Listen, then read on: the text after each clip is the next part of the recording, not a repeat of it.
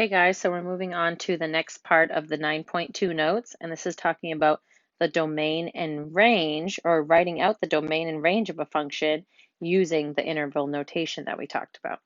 So remember that the domain of a function is the x coordinates of a graph, and the range of a function are the y coordinates of the graph. So when we're writing it in interval notation, we have to make sure that when we look at the domain, we're looking at the x values from left to right. So this is our domain area. We're looking from left to right what the x values are. And then our range area is looking from bottom to top what our y values are. So you have to make sure that when you are writing the interval notation for range, that you work from bottom to top, and when you write the interval notation for domain, you work from left to right. Okay, so this one is the domain, and this one is the range. The blue is the range. Okay, so when we write interval notation, we got to make sure we use the brackets and the parentheses. So remember, brackets is for a closed dot. So the domain, I can tell, starts at the x value of -5, and it ends at the x value of +5, and it goes from a closed to an open dot. So I would write a bracket for a closed at -5, comma, a parentheses for a open dot at 5.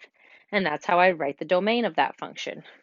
The range of this function, I can tell from here, starts at -3 on the bottom here, and then goes up to 4 on my y-axis.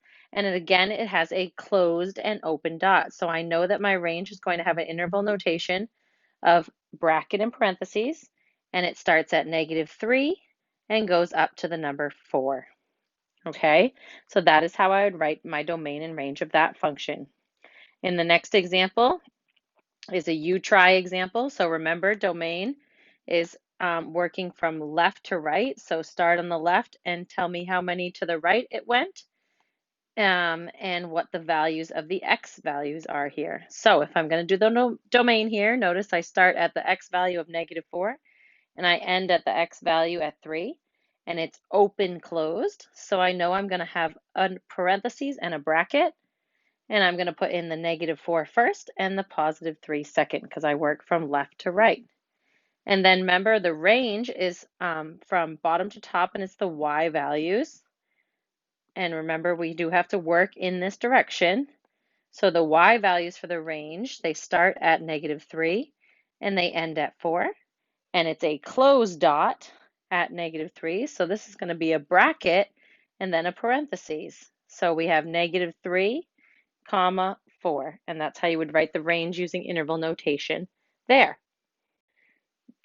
In the next set of notes, we're talking about determining where functions rise, fall, and stay constant.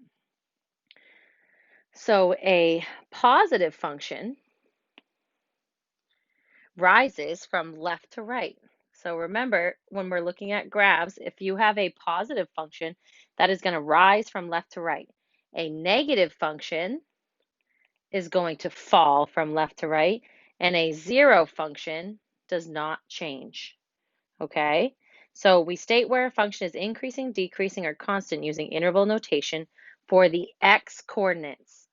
And you're always going to use brackets. Actually, it shouldn't even say that you're always going to use brackets. So it's always the x coordinates. Let me just remind you of that. So you're only doing the x.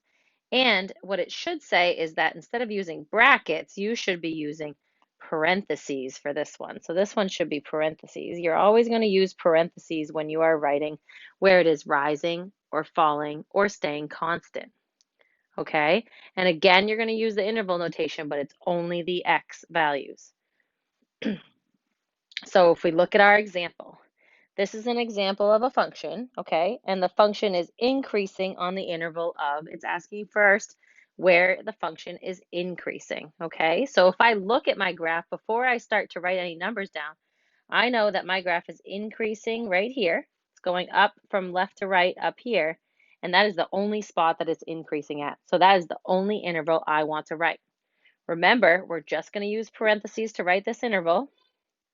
you're always using parentheses, and you're always using the x coordinate. So I can tell that this first x coordinate is at 0, and this second x coordinate is at 2. So I'm going to say that this function is increasing from 0 to 2. And then in the next one, we have that this, where is the function decreasing?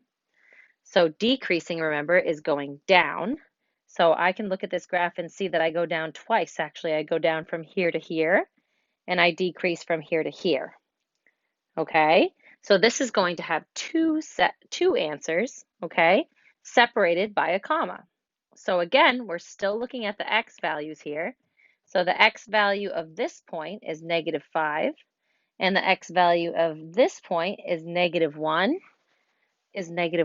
So that means that I'm going to decrease, I'm going to write this using parentheses, -5, comma, -1. And then I'm going to separate that with a comma because I need to write my other spot of decreasing. So notice that this spot is going to decrease at 2, and then it's going to end at 5 on the x-axis. So I would write this as 2, 5. The last one is a constant, where the function is constant or stays constant. So notice that in our function, we only have 2 more examples, 2 more spots where it moves or stays constant, and that's right here, that goes straight across, and right here, 2 spots there. So when I'm doing those 2 spots, again, make sure you're writing the x coordinates and only using parentheses. So my x coordinate at this starting point is -7, and then ends at -5. So I would write that -7, comma, -5, close the parentheses. And then I've already identified the 2 dots that I'm going to use for my constant, and that's -1 and 0. Okay? X values and identify whether it is increasing, decreasing, and constant, and then use parentheses only. So again, in the first one we have, or in our next example, we have this function is increasing on the intervals of. So looking at this function, I'm going up from left to right here, and I'm going up from left to right there. So in this case, I would write down the x values. So notice I have an x value here of -7 and an x value here of -6. -5. So I would write that first interval as -7, comma, -5 using parentheses, separate it by a comma, and my next interval would be at this x value is 0, and this x value is 2. So I would go from 0 to 2, where it was increasing. In the next one, we have where is the function decreasing. So I can tell from this one that it's only decreasing in one spot, and that's from there to there. So those 2 numbers are starting at -5 and ending at that point right there, which is at -1 on the x-axis. So the only spot that it's decreasing would be written like this, -5, comma, -1. And then there are 2 spots again where there are constants. We have a constant right here and a constant right there. And the first constant, the values have already been written down for you. So we know that our first constant is -1 to 0. And our second constant is from 2 to this number here, which is at 5 on the x value. All right, let me know if you have any questions with this. It shouldn't be too bad, and good luck.